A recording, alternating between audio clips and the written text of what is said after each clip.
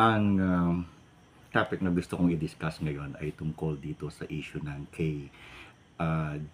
KOJC, Kingdom of Jesus Christ, led by Apostle Apollo C. Kibuloy.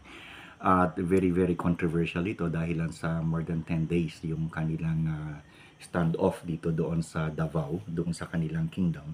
At ito ay problema na ginawa ng gobyerno doon sa mga tao ito. And actually, talagang yung constitutional violation na ginawa ni na Marbel at saka yung ginawa ni na Torre, much more kay Torre sapagkat itong si Torre talagang may pagka salbahe talaga itong tao na ito. Anyway, gusto ko lang bigyan ng pansin kung ano yung nangyari sa taong ito. Dahil lang sa ang alam ko ang first case niya nangyari doon sa US, hindi naman dito sa Pilipinas. At ang ipinagtataka ko lang dyan, ano ang naging interest ng mga Amerikano sa kanya, especially the Central Intelligence Agency and the Federal Bureau of Investigation. Hindi kasi magkakaroon ng interest. Sino si Apollo C. Kibuloy para magkaroon ng interest ang mga Amerikano? Bakit magkakaroon ng interest ang Central Intelligence Agency at saka ang Federal Bureau of Investigation? Alam niyo itong mga taong ito, they are only interested doon sa mostly yung regime change, yung pagbabago ng gobyerno. If they do not like the leader, then that leader has to be removed at palitan ng panibagong pinuno. Ang tawag nga doon ay regime change, and exactly what they did with Marcos Sr. So, sino si Apollo Kibuloy para pagbigyan ng ganito kalaking interest ng mga taong ito? At ang unang insidente ay nagkaroon ng kaso siya doon sa Amerika, and I believe that the case was made in order for them to have hold on him, magkaroon ng grip sa kanya. And like what I said, sino ba si Apollo Kibuloy para pag-interesa ng Central Intelligence Agency at saka ng Federal Bureau of Investigation? So anyway, hindi natapos doon ang tragedy sa buhay ni Apollo C. Kibuloy kasi sinundan yung kaso niya dito sa Pilipinas. At hindi sila talaga tinigilan. Pagdating dito ay kinasuhan siya. At ito naman ay, I think, na-dismiss ito Pero binuhay ulit itong time ni Marcos kasi nga nagkaroon again. Marcos was now subservient to the Americans, and I believe that Marcos is an adjunct president. Hindi naman talaga siya nagpapatakbo ng gobyerno natin ngayon, but he was only pinatutupad lang niya kung anong kagustuhan ng Amerika. In fact, sabi nga ito, nakakatulog pa nga ng 3 araw ito. Sa laki ng problema ng bansa, may baha pero natutulog. So, ibig sabihin, hindi talaga siya nagpapatakbo ng buhay natin dito. Katulad ng Amerika na si Biden, isalantang-salantana. And yet, America keeps on going because it was not Biden who was running the show. And in the Philippines, definitely it was not Marcos who was running the show. It is the Central Intelligence Agency. And yan, yung pa rin. Huwag tayong magpapapaniwala na siya yung naghahawa. Kasi isinurrender na ni Marcos yung ating sovereignty sa mga Amerikano. That is why meron ng EDCA dito na napakarami. At saka yung sinasabi lang, may mga 40,000 allied forces already inside. At dadating pa yung mga Afghanistan na refugee, quote-unquote, bakit hindi dalhin sa Guam o kaya sa Palau Island o doon sa Marianas sapagkat mas maluwag doon, bakit dito sa Philippines? And they have a program. Well, anyway, ano yung program ng, I believe that also the Central Intelligence Agency or the Americans also have a plan for Kibuloy. Bakit nila nilusob yung kingdom? I believe it is also something about the gold, yung ginto, na yan din yung reason why Marcos Sr. was deposed because of the 60,000 metric tons na nakuha doon sa Kaliraya. And I believe also na merong malaking laman doon sa place ni Kibuloy, doon sa kanyang eskwelahan, sapagkat ito yung pinanggigigilan ni Torre. At ginamitan nga ni Torre yung palpak ng una, yung life detector, which is not usable. Kaya sabi nga, na-detect daw ay takbo ng tubig at saka yung daga. So what they did, ginamit ni Torre yung tinatawag na Asuba Elect, LB8. Itong machine na to, ginagamit ko to. I've been using it for quite some time. At ang purpose nito is to detect gold. Basically, ang hinahanap nito ay gold, though it could detect also other minerals at other yung metals. Pero primarily, ginagamit natin yan para makakuha ng gold. This machine galing ito sa Turkey. Ito ay military grade at ito ay ginagamit noong una to detect yung mga bombs. And ngayon, nung makita nila that it could be commercialized, ginagamit ngayon ito ng mga treasure hunters so as to find gold. At ang kagandahan kasi nito, ito lang yung machine na kung saan is capable of going down right now. Pero maraming lumalabas yan ng 40 feet ang lalim. Yung depth niya is 40 meters, 40 meters ang lalim. So, malalim ang kayang abutin niya comparing dun sa other metal detectors. At ito yung paborito ng mga treasure hunters ngayon, though it's quite a lot of money. Mahal talaga yan. And you can buy that. Ang supplier niyan ay si Alan Bourbon ng Bourbon Electronica dun sa Kawit. Dun mo mabibili yan. Kagandahan doon, though merong nagbebentang ilan, pero ang kagandahan doon kay Alan Bourbon is that yung after sales, meron silang guarantee. Okay, anyway, ito yung ginamit ni Torre doon sa ilalim doon sa basement. At nagkapalpak-palpak sila dyan sapagkat unang-una, ang tingin ko ay hindi ganun kagaling yung humahawak na makina, no? Kasi merong orientation siya. At kapag hindi mo marunong gamitin yan, then it will give you wrong readings. Pero palagi ko tama kasi nakita ko yung sa screen, tinatamaan ng camera, and I'm seeing yung kulay kasi merong kulay yan kapag ito ay light blue means water, kapag dark blue it's tunnel, kapag ito yellow ito plums o yung singaw, at kapag red ito yung mineralizations or it is yung something metal. Ang reason sa pagkuha nito is through electromagnetism. Though ang itong ProElect 8 or 16, mas maganda yung 16, capable ito, meron tong LiDAR system. Aside from LiDAR, meron din itong Doppler. But basically for us treasure hunters, normally ang ginagamit namin dyan yung electromagnetism. Anyway, ang tingin ko pumalpak si Torre dyan sa pagbasa. Kasi nang basahin nila ito, ang tingin nila mababaw lang mababaw.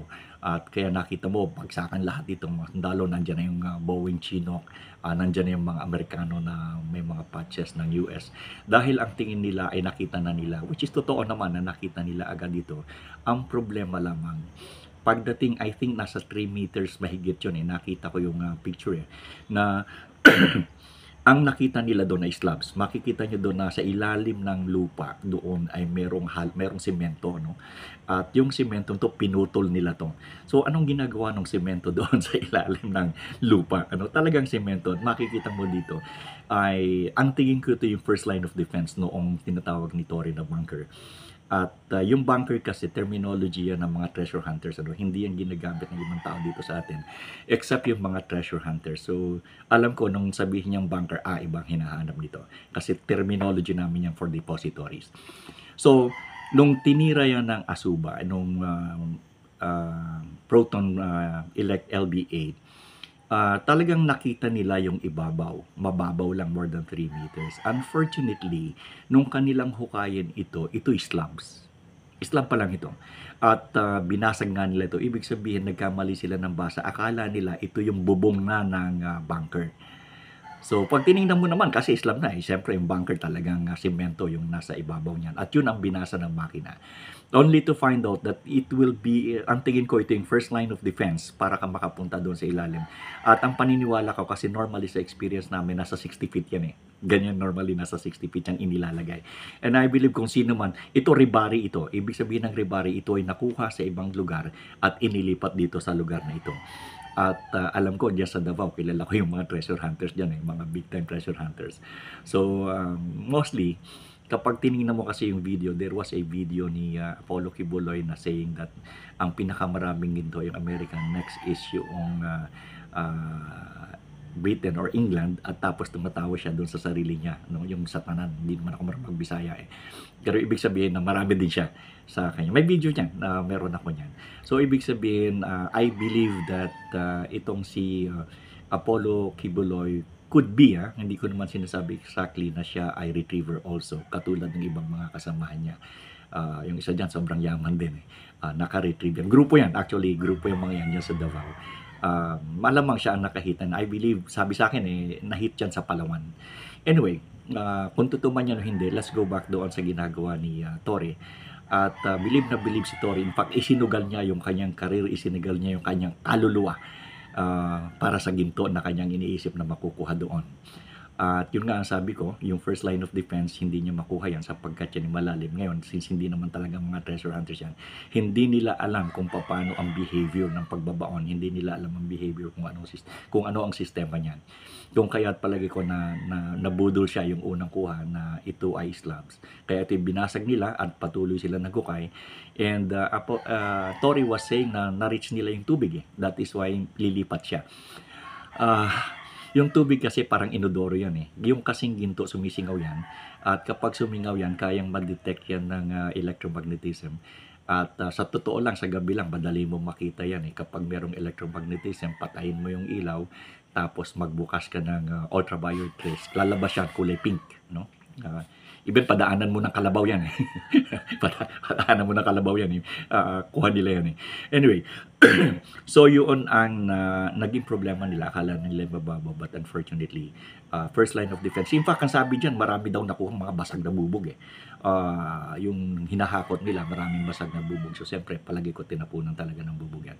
So, kung talagang totoo yung basa, yung readings ng proton elect, talagang meron yan. Sa tingin ko, at saka ang nangyari, nagkaroon ng strategic surrender eh. Biglang sumuko. Kasi hindi ko alam, ano, probably kanya-kanyang reason doon. Pero ako masyadong malikot ang isip ko. Bakit ka, it seems na malapit ng madali ito ni Torres.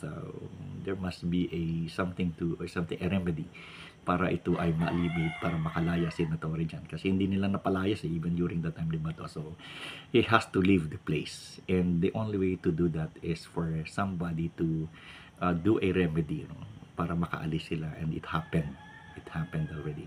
So ngayon, wala na sila doon, hindi na sila makakabalik. I don't know if mag-persist pa si Torre na bumalik doon. But what happened to him, dahil hindi niya nakuha yung kanyang gusto, patay yung karir niya. Walang matitira dyan. Kahit sabi nga niya dyan, kahit libag niya, kukunin sa kanya.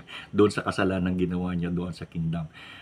Kapalit ng kanyang balakin na makuha yung ginto na nandun. And I believe that is exactly the reason why he was so persistent in reaching that area. Kasi talaga, sa tingin ko, ay may laman. Akin lang yun, probably mali ako, pero like what I said, as an experienced treasure hunter and even knowledgeable sa pag-aaral yan, kasi I spent most of my years, mga 15 years na ako studying this Japanese loot na dinala dito sa atin, ay ang tingin ko ay may laman. At nagkakalapitan na, and something has to be done, and it did happen na nagkaroon ng tumigil na, si Torre, stop Torre. And that is exactly what happened. So kawawang Torre, sinugal niya ang lahat-lahat sa buhay niya, pati kaluluwa niya, hindi niya nakuha. Akala niya kasi madali, pero nung basahin ng machine, actually it was only the first line of defense, yung slab na binasag doon. And sabi nga niya, may tubig na raw. Isa sa defense yan, yung water trap. At ang sabi ni Torel ay hahanap ulit siya ng butas. At ang hinahanap niya yung daan. Hindi niya naintindihan, pailalim ang baon yan, wala yung daan. Hindi yung katulad nung ginawa ng mga Hapon na merong mga entry point and exit. Ito kasi ribari. Kung ribari, walang entry point yan. Anyway, so that's for now. Yun lang ang aking opinion. Ito yung aking idea. It could be right, it could be wrong, pero bahala na kayo.